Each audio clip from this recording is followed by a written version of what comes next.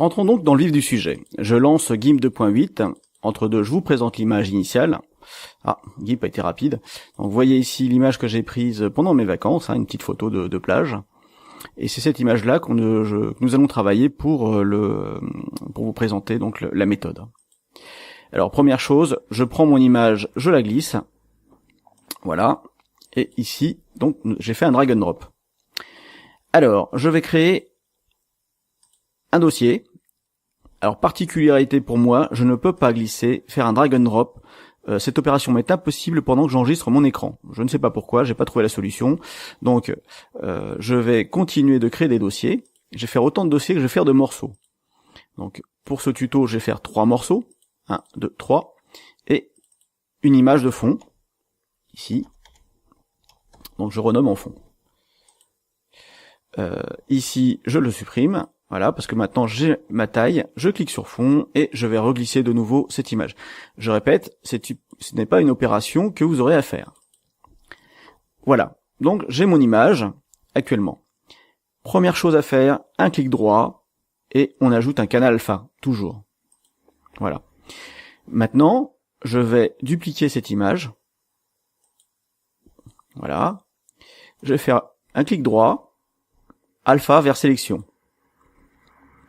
J'utilise maintenant l'outil de remplissage qui est ici. Voilà, je clique dessus. Je vais faire un remplissage avec la couleur blanche. La couleur blanche étant ici, sur ce carré, c'est donc la couleur d'arrière-plan. Donc je sélectionne arrière-plan, ici, et remplir toute la sélection, ici. Voilà, il ne me reste plus qu'à cliquer dessus, et vous voyez ici une page toute blanche. Je vais maintenant chaîner, ici dans ma fenêtre de calque, mes 2 images. Alors, enchaînant ces 2 images, je vais pouvoir appliquer mes transformations à ces 2 images. Alors, je vais appliquer un filtre dans rendu, motif, puzzle. Je clique. Voilà, l'aperçu nous montre ici la forme du puzzle. Alors, petite information. Le puzzle, lorsqu'on l'applique sur une image de même dimension, se crée de façon toujours aléatoire. Donc, appliquer 2 fois l'outil puzzle à 2 images qui se superposent ne donnera pas du tout, ici, les mêmes maillages. C'est pourquoi j'utilise la méthode suivante. Donc, aperçu, ici, on voit la hauteur et la largeur. Donc, à l'horizontale, je vais mettre plus de pièces, 5, et à la verticale, je vais en mettre moins, je vais en mettre 3. Étant donné que ça paraît un peu plus logique si on veut une proportion. Le biseau, je le laisse à 3, le forcer un peu si on veut grossir. L'éclairage, je le laisse. Et pour l'esthétique, moi j'aime bien quand c'est courbé. Voilà. Ici dans l'aperçu, nous voyons donc ici un puzzle parfaitement... Alors par contre là, ça bavouille un peu. Je vais peut-être descendre la largeur du biseau. Voilà. Bon, finalement 3 c'était pas mal. Et je valide. Voilà, j'ai mon image avec mon biseau. Alors, je duplique mon image blanche là, avec le puzzle. Je vais masquer maintenant pour à des fins pédagogiques. Je masque ce calque et je montre celui-ci. Alors, si on regarde en dessous, mon image n'a pas du tout été affectée par l'objet, par le filtre puzzle. Donc, je vais pouvoir, pour l'affecter dessus, je vais mixer les 2 calques en multipliant le calque blanc, voilà, et on obtient donc un calque avec les entailles du puzzle. Il ne me reste plus qu'à faire un clic droit sur le premier calque et à fusionner vers le bas. Voilà, j'ai donc mon puzzle avec ses découpages. Alors pour reculer ou avancer sur la molette, vous appuyez sur la touche CTRL et tout en la maintenant, vous faites un zoom avant ou un zoom arrière juste en avançant, en reculant votre molette. Enfin la molette de votre souris, pardon. La sélection, on la fera par suite. Alors, je chaîne les deux, ici, très important. Voilà, c'est chaîné. Je vais maintenant utiliser l'outil de mise à l'échelle. Voilà. Je clique dessus. Je clique sur mon calque. Important. Ici, il faut cliquer sur chaînage. Voilà, de façon à avoir une édition proportionnelle. Sinon, la déformation de l'image, avec la déformation de l'image, on ne gardera pas ses proportions. Je réduis avec les poignées qui sont là. Puis je déplace avec la poignée qui est ici au centre. Donc, je mets ma souris dessus et la souris va prendre la forme d'une croix. Voilà, et là, il ne reste plus qu'à la mettre au centre. Je relâche. Alors, l'opération se fait avec le clic gauche de la souris. Et je clique sur échelle. J'enlève ma petite flèche. Voilà. Ici est apparue une sélection flottante dans notre boîte d'outils. Il suffit d'appuyer sur l'encre pour appliquer la transformation. Voilà. Maintenant, je vais utiliser l'outil de perspective. Ici. Je clique dessus. Je ne touche pas aux paramètres. Je clique sur mon image. Ici, c'est toujours bien important, toujours chaîné. Et je vais donc la transformer. Alors moi, je vais mettre deux règles. Pour ça, on clique en haut, clic gauche. Je descends une règle. Là. Et j'en descends une deuxième. Voilà. De façon à découper un petit peu, je dirais, un tiers de la feuille pour la perspective. Alors je remets mon outil de perspective ici. Où est-ce que... Voilà. Et là, je vais donc la transformer. Donc je mets mon image ici et ici. Donc après, vous l'ajustez selon vos goûts. Hein. Moi, je vais l'écarter un maximum.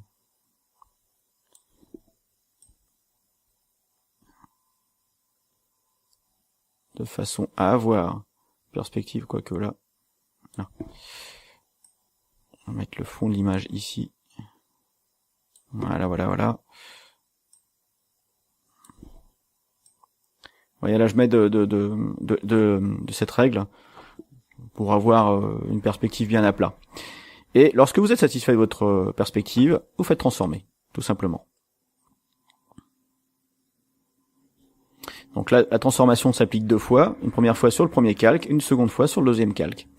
Le premier calque, je vais maintenant le masquer. Pardon. Et on va procéder donc à une sélection. Alors, la sélection, on va utiliser cet outil, ici, outil de sélection contiguë. Alors, je clique sur l'outil, attention à la manœuvre, je sélectionne le calque blanc, parce que ce qu'on veut, nous, c'est sélectionner toute cette zone-là, qui est dans les traits. Donc je la fais disparaître pour ne pas, pour qu'elle ne nous gêne pas. Mais en sélectionnant le calque, je suis bien sur ce calque-là. Donc je sélectionne ce morceau, par exemple. Une fois sélectionné, je vais sur le deuxième calque. Et là, nous allons faire donc un clic droit, édition, couper. Remarquez ici que couper peut aussi s'appeler par CTRL-X. Je vais donc utiliser CTRL-X pour la suite. Donc là, couper. Ceci est mon premier morceau. Donc je vais me mettre dans ce groupe de calques, me mettre dans 1, et maintenant je vais faire un clic droit, édition, coller, comme nouveau calque. Alors moi j'ai rajouté un raccourci W. Je vais vous montrer de suite comment faire. Ça va vous aider, parce que là on fait que 3 morceaux, mais si vous avez plusieurs morceaux à faire, vous allez vite voir que ça devient laborieux. Alors pour cela, nous allons dans Édition, Raccourci clavier. Ici, on va de nouveau dans Édition, je clique sur le petit plus, et là, c'est un coller comme nouveau calque. Donc lorsqu'on fait un copier, on met dans le presse-papier. Donc on colle depuis le presse-papier et on le colle dans un nouveau calque. Donc c'est cette sélection, coller dans un nouveau calque. Alors moi j'ai mis W.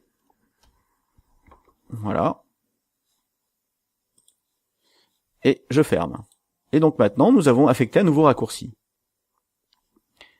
Je vais recommencer pour un nouveau morceau. Donc je sélectionne ici. Sélection contiguë.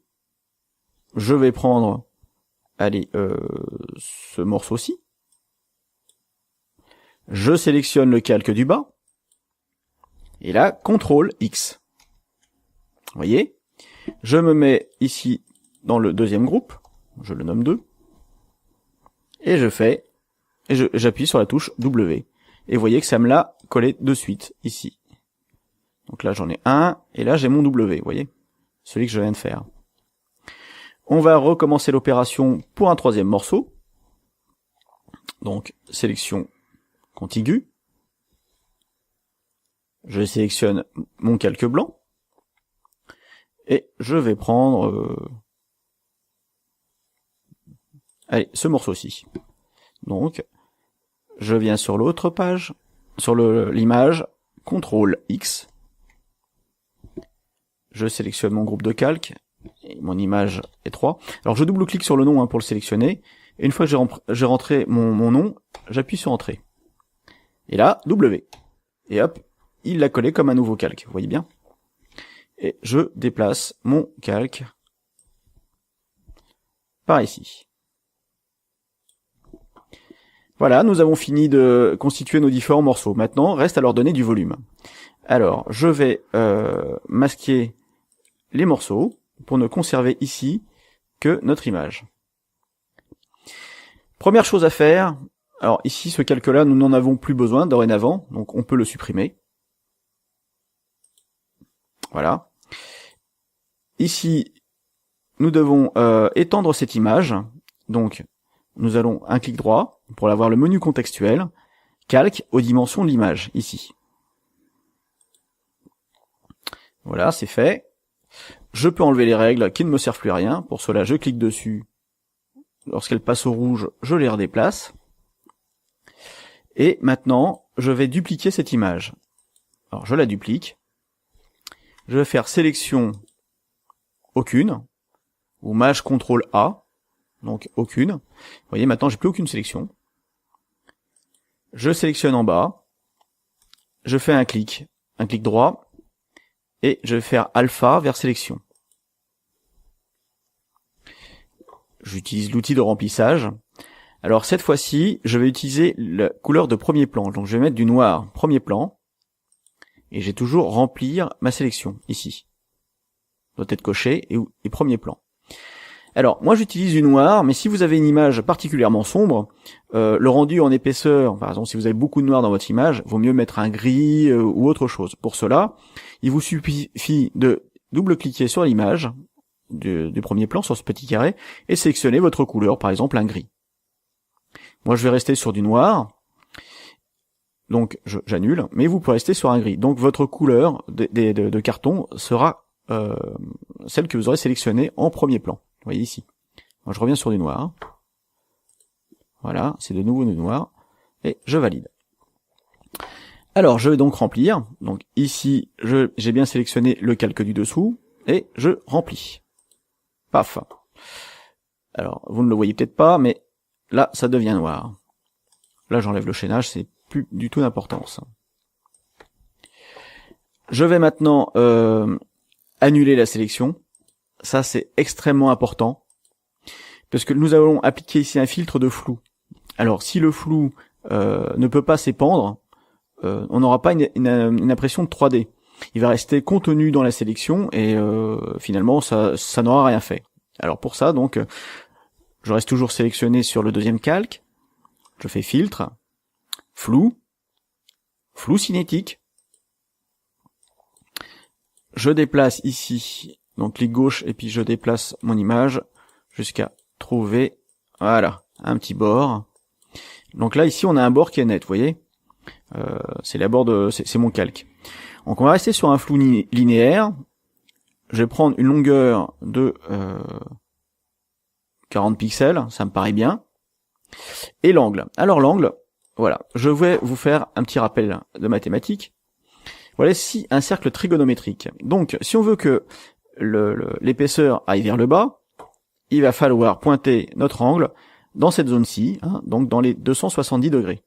Vous voyez ici, 260, 270, 280. Donc, voilà, on y va, 270 degrés, 275, 269, enfin bon. Après, moi j'ai mis mon image bien droite, donc je vais vraiment faire un 270. Si je saisis, ça va plus vite. Voilà. Et je valide. Voilà, j'enlève ceci pour l'instant.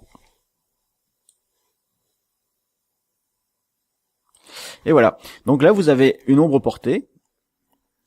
Ah, voilà. Vous avez une ombre portée sur votre image. Vous voyez ici sur les parties sombres, ça ne se voit pas très très bien. Alors, ce calque-là, maintenant, je vais le dupliquer autant de fois que nécessaire pour avoir ici un bord net. Vous voyez là j'ai un bord qui est net au niveau de mon épaisseur. Donc là, je suis satisfait de mon travail. Il ne reste plus qu'à faire un clic gauche sur mon premier calque pour le sélectionner, un clic droit, et maintenant vous faites fusionner les calques visibles. Maintenant, apparaît cette petite flèche, et là on a ceci qui est très important, fusionner dans le groupe actif uniquement. Hein, ici. Une fois que c'est fait, il ne reste plus qu'à cliquer sur fusion. Et là, vous avez plus qu'une seule image. Je vais reprendre sur le premier calque, enfin pas sur le premier groupe, pardon. Je sélectionne, on recommence l'opération, tout simplement. Je sélectionne, je duplique, je fais un clic droit, alpha vers sélection, je remplis ici, je fais, j'étends l'image, enfin j'étends le calque aux dimensions de l'image, je recommence ici, calque aux dimensions de l'image, voilà c'est fait, sélection aucune, filtre, et là je fais répéter flou cinétique. Effectivement nous avons déjà tout paramétré, il n'y a plus qu'à l'appliquer, ou alors CTRL F. Hein, vous voyez ici vous avez toujours le rappel. Donc on rapplique le flou cinétique, ça le calcule. Voilà, on a ici notre épaisseur, et on y va. Donc c'est bien sur le deuxième calque, hein, parce que le premier, vous voyez, hein, c'est notre image. Donc c'est bien sur le deuxième calque qu'on doit appliquer. Donc vous avez ici créer une copie, donc on appuie, hein, on y va. Et dès que le bord vous paraît suffisamment net, eh bien on n'a plus qu'à appliquer. Cliquez sur le premier, clic droit, fusionner les calques visibles. Toujours la même chose, hein, fusionner dans le groupe actif. Voilà, c'est fait. On passe au deuxième, et ainsi de suite. Alors, hop. Donc, je duplique. Je mets à la dimension de l'image, le calque. Voilà. Alpha vers sélection. Le second est rempli.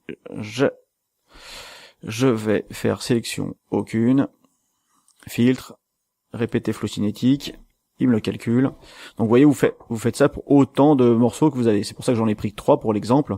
Sinon, ça serait interminable au niveau de ce tutoriel. Surtout pour vous d'ailleurs. Donc je multiplie, vous voyez, autant que possible.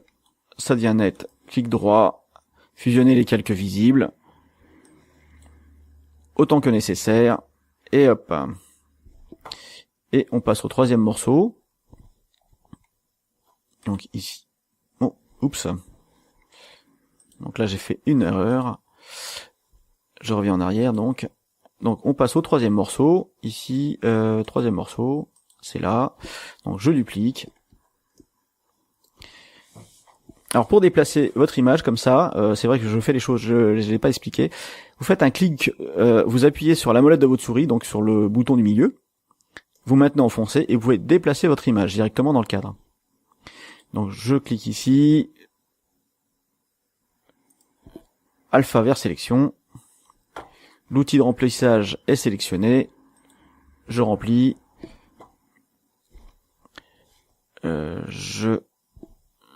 les calques aux dimensions de l'image, calque aux dimensions de l'image, je clique ici, sélection aucune, filtre, répéter le flou cinétique, ça le répète encore une fois, je vous rassure, c'est le dernier morceau, on aura fini. Alors, je multiplie le nombre d'images, voilà, je sélectionne le premier, clic droit, fusionner les calques visibles, fusionner dans le groupe actif uniquement, et voilà. Donc maintenant, nous avons nos différents morceaux. Il reste plus qu'à donner un petit effet. Alors, le petit effet, eh bien, ce que nous avons ici en premier plan, généralement c'est plus grand. Donc, je clique ici sur l'outil de mise à l'échelle, et je l'agrandis tout simplement, hein.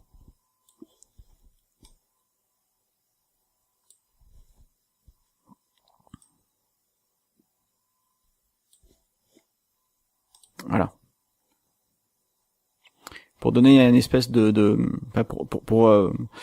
pour préserver les points de fuite. Je déborde un peu.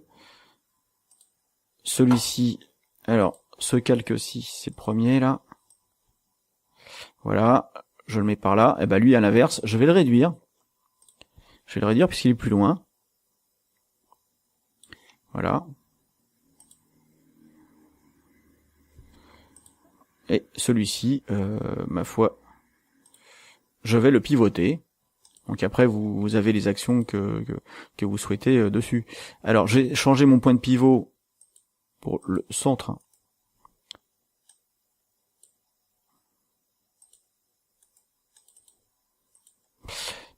Ah bah tiens, c'est marrant. Ah voilà, si, ça vient.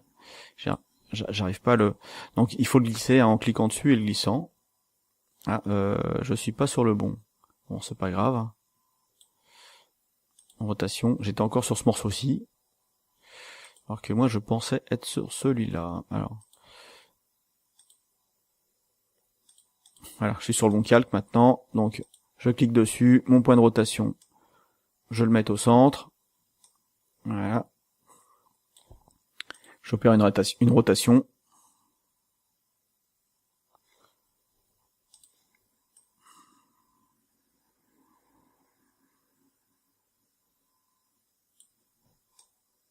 Voilà.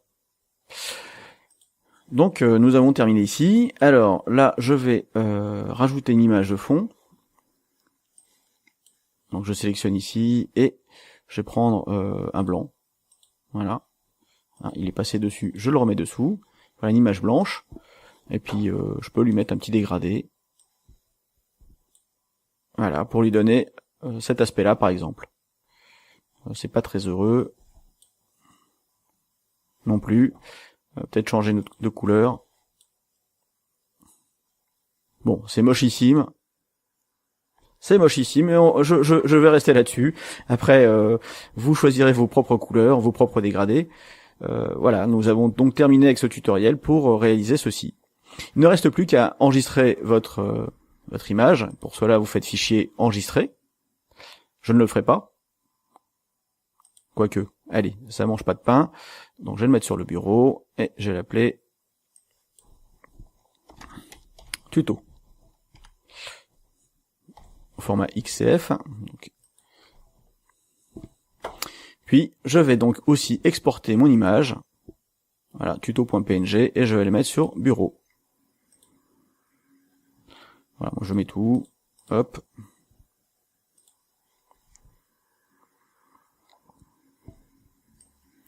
Voilà, en espérant que ce tutoriel vous aura servi. Si vous avez des questions, n'hésitez pas à les poser en commentaire. Je ne manquerai pas d'y répondre. Et si vous avez d'autres suggestions ou d'autres envies, n'hésitez pas. Je répondrai favorablement à vos attentes. Merci, au revoir et à bientôt.